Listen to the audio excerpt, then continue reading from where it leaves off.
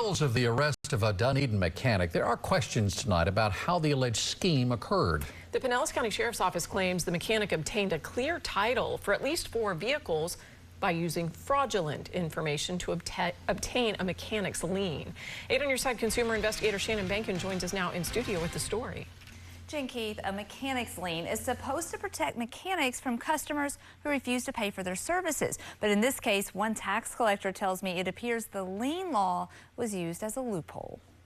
Craig Blanchard paid $17,000 for this car earlier this year, but the Pinellas County Sheriff's Office alleges it was actually stolen and should have never been sold. When Blanchard called me for help in September, the car had just been confiscated by law enforcement. And it's stressful. It is, because every day you get angry, you're like, what's going on? You don't hear anything back. After my story, the seller, Vasilios Ioannidis, paid back Craig every penny. But now, Ioannidis, who goes by the first name Bill and owns B&B Spider Customs, Inc., has been arrested and charged with scheme to defraud involving at least 4 vehicles.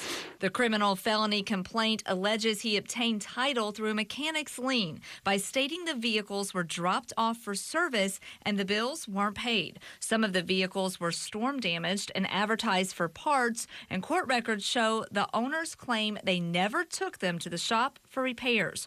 Court records show Ioannidis paid a man $1,000 for the RAV4 before selling it to Blanchard for $17,000. According to the complaint, a compliance specialist for the Department of Highway Safety and Motor Vehicles told deputies the purpose of a mechanic's lien is to, quote, facilitate auto mechanic shop to recover legitimate service charges. And to that end, they will override any latent lien on the vehicle and issue clear title free of lien in the shop's name to enable the mechanic shop to sell the vehicle. I reached out to state and local representatives at the Motor Vehicles Department, and they are looking into this. But Mike Fasano, Pasco County tax collector, tells me he has serious concerns about this policy being used as a loophole. He said this policy is very dangerous. When we get a mechanic's lien request from now on, a supervisor must approve it, only if we reach out to the lien holder to make sure they are aware.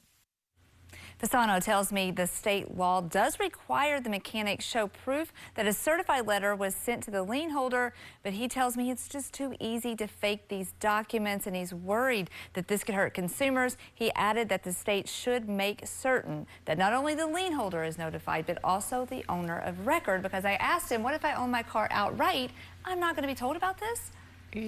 I have so many questions about this. What did the state have to say? Have you reached out to them and gotten any word back? And especially about what Fasano says needs to be happening here. Well, I haven't heard back from the state yet. I have reached out to the State Department of Motor Vehicles, but I also reached out to Pinellas County Tax Collector's Office because they're the ones that handled this case. They tell me that they do follow the rules that the state gives them to follow, and that in this case, if the documentation they were provided was fraudulent, they would have unknowingly processed fraudulent deals. Again, Fasano tells me that that is why something needs to change, and there needs to be checks and balances here. Yeah, some extra layer of protection there. That's right. All right. Thank you, Shannon. Stay on it for us.